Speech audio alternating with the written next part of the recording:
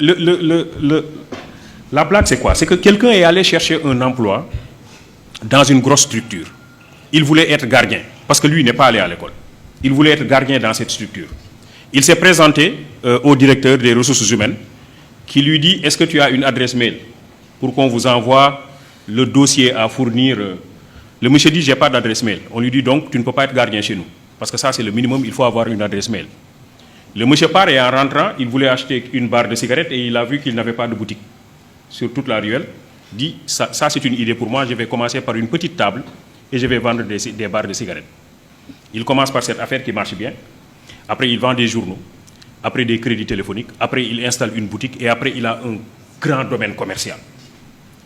Et un master en comptabilité est venu le voir pour être recruté dans son entreprise. Alors, le monsieur lui dit: moi, je suis titulaire d'un master en comptabilité, je veux être recruté dans ton entreprise. Je veux que tu me donnes ton adresse mail. Et comme ça, une fois à la maison, je t'envoie tout mon dossier dans ton adresse mail, dans ta boîte mail. Et le monsieur lui dit: j'ai pas d'adresse mail. Il dit: toi, tu n'as pas d'adresse mail et tu es propriétaire de ce grand domaine commercial. Si tu avais une adresse mail, tu serais le plus grand opérateur économique du monde. Il lui dit: si j'avais une adresse mail, je serais gardien. En réalité, ce que je vous dis, c'est que c'est ça aussi l'entrepreneuriat. L'idée, c'est quoi? L'idée, c'est se connecter à soi.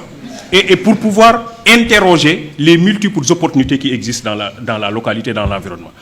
Nous avons un système de formation qui nous déconnecte de notre environnement et qui nous déconnecte de nous-mêmes. Parce que justement, l'école que nous avons héritée de la colonisation développe des curricula qui ne nous réconcilient pas toujours avec nous-mêmes. Et qui, pire, développe un complexe d'infériorité par rapport à l'autre. M. Diop parlait tantôt du benchmarking pour aller chercher chez les autres des choses qu'ils font et qui ne sont pas toujours adaptées à nos propres problèmes. En réalité, c'est cela aussi, c'est ce complexe d'infériorité. Les autres font